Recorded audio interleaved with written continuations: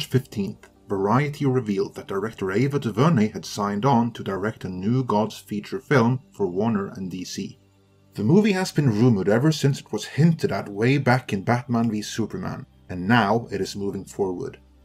In this video, I will give you a summary of the New Gods, my thoughts on Ava DuVernay being the one helming it, and finally, what the decision of appointing her says about Warner's hiring practices, and how that might influence the future of DC on film.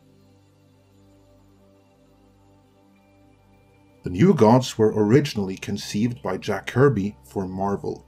However, at the time, he had something of a strained relationship with Marvel, so he jumped ship and made the New Gods under DC as part of his Fourth World mythos. Jack Kirby is one of, if not the most, influential comic book creators of all time, and the Fourth World, most notably the New Gods, is perhaps the most Jack Kirby of all of Jack Kirby's creations. It introduced a proverbial heaven and hell, a new pantheon of gods, both good and evil, that rose from the ashes of the old gods. The most famous among them is of course Darkseid, the DC equivalent of Thanos. Speaking of which, there is this myth going around that Thanos is a ripoff of Darkseid. There is definitely something to this, but Jim Starlin, creator of Thanos, actually took more inspiration from Metron than he did Darkseid. Thanos actually started out as a fairly skinny guy, who sat in his flying chair, just like Metron. It was Starlin's editor, Roy Thomas, who suggested that Thanos be bulked up to his current form, because as long as they were ripping off the New Gods anyway, they might as well rip off Darkseid, the really good one. As for myself, outside of Sandman, Lucifer and Hellblazer, the DC property I am the most excited about the prospect of seeing in live action is in fact the New Gods. What disappointed me the most about how DC on film has been mismanaged so far is that Snyder planned a path to Darkseid and the New Gods, but when he was forced out, that seemingly closed the door on the New Gods as well. But now the movie is back, even if it supposedly is standalone. If that means standalone as in takes place in the same continuity but doesn't reference Justice League events, or takes place outside of continuity altogether, is anyone's guess. The director may have some say in that, and the movie has found a director in Ava DuVernay. With A Wrinkle in Time, Ava DuVernay became the first woman of color to direct a movie with more than $100 million budget. While the highly visual A Wrinkle in Time no doubt is the movie which landed her the New Gods, it is also her least critically acclaimed movie to date, sitting at the rotten rating of 40% on Rotten Tomatoes. Her previous movies, 13 and Selma, both of which dealt with race relations in the US, were received far better. While A Wrinkle in Time was seen by far more audiences than either of those two put together, it still underperformed relative to expectations. I have not yet seen Wrinkle in Time myself, so I cannot comment on it. But outside of being a skilled storyteller in general, and having dealt with some messed up family relations, there is very little in her past output which suggests to me that DuVernay is a good fit for the New Gods. What she is known for is making her movies heavily politically charged, and if she plans on continuing down that path, then unless she makes some pretty substantial changes in the focal point of the story, the New Gods would not be the appropriate property for that. As such, it is not immediately obvious to me why anyone in Warner decided that she is the best fit for helming the New Gods. Then again, it was not immediately obvious to me why Thor Ragnarok would be a good fit for director Taika Waititi either. Yet he nailed that, in no small part because he went all in on the glorious Jack Kirby visuals. Hopefully, DuVernay will pull a Waititi and surprise us all, both story-wise and visually. On that note, I cannot overstate the importance of the Jack Kirby visuals. Obviously, the movie also needs to deliver from a story point of view, but where the New Gods are concerned, the visuals are a character in their own right, and a vital one at that. It is not enough to merely match what Waititi did, not with the New Gods. She has to exceed him, or that will always be a blight on the movie, even in the event that it otherwise turns out great. But to that end, I have some concerns. As I mentioned, there is nothing in DuVernay's previous catalogue which suggests that she would be a good fit for the New Gods. It should be noted though, that just because we haven't seen anything to indicate her suitability doesn't mean there's nothing there. Just look at the Russo brothers. There was nothing in their community-laden resume which suggested that they could do thrilling action, but Marvel saw something we didn't, because the Russos have delivered time and again while doing blockbusters for them. And that, by way of contrast, brings me back to A Wrinkle in Time. While seemingly being a visual feast, it has not gone down well with audiences, and Disney apparently aren't happy with that. There could be many reasons why the movie didn't quite work, but I have heard some rumors and rumblings of what went down behind the scenes that only add to my concerns. These are nothing but rumors emanating from the production that have come my way, so treat this as rumor and take it with a grain of salt.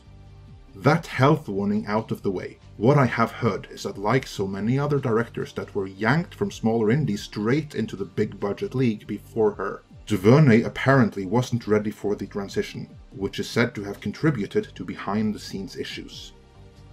Then it is the matter of personal politics. She was at one point in the running to direct Black Panther, but she couldn't see eye to eye with Marvel, and part of that apparently was the handling of the movie's politics and race relations.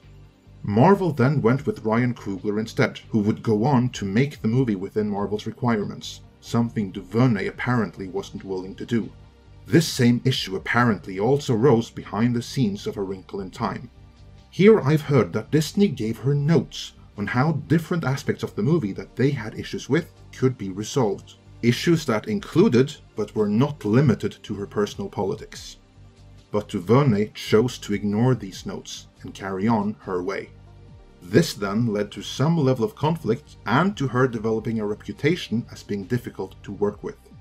She was, however, given the freedom to make the movie the way she saw fit, and that is the movie now in theaters. A movie Disney representatives, whatever they may say in public, allegedly are not happy with in private. From what I gather, one of the reasons Warner and DC were able to nab her for New Gods is that she doesn't have any more offers lined up from either Disney or Marvel. This makes me question if DC has really learned anything from their past history of hiring the wrong directors. Unlike the producer-driven Marvel Cinematic Universe, DC on film was always intended to stand out by being filmmaker-driven and director-friendly. This has never worked in practice, as for all intents and purposes, all later directors had to adhere to the template laid down by Zack Snyder, and I doubt very much that filmmaker-friendly is a term Snyder, or Whedon for that matter, would use to describe Warner and DC, not after that whole Justice League fiasco. What Warner seemingly didn't realize until it was much too late is that you can't actually have a cinematic universe and be filmmaker-driven at the same time, as a cinematic universe means that all the movies must interlock and fit together, meaning each individual filmmaker will have to compromise their vision to accommodate this. When Warner and DC finally recognized what should have been blatantly obvious from day one, that they have to choose between being filmmaker-driven and having a cinematic universe, they chose to double down on being filmmaker-driven and move away from a shared universe format. That means that if they want the movies to be anything like the comics that inspired them, they have to place extra care when vetting their chosen directors. If filmmaker-driven movies are to recognizably be like the comics, they really have to ensure that the right director is paired with the right movie. If they don't, then nothing prevents a director with a vision that may not fit a given property from subverting and deconstructing that property until the vision fits, even if that is detrimental to the finished movie.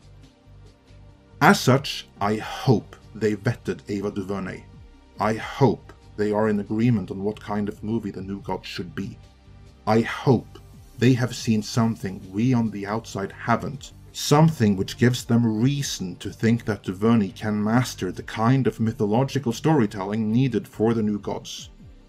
Walter Hamada is the one responsible for overseeing that, and as you may recall, I was initially excited by his appointment, hoping that he could bring some much needed cost and quality control with him. But so far, from the outside, it looks like we are dealing with the same dysfunctional hiring practices as ever before.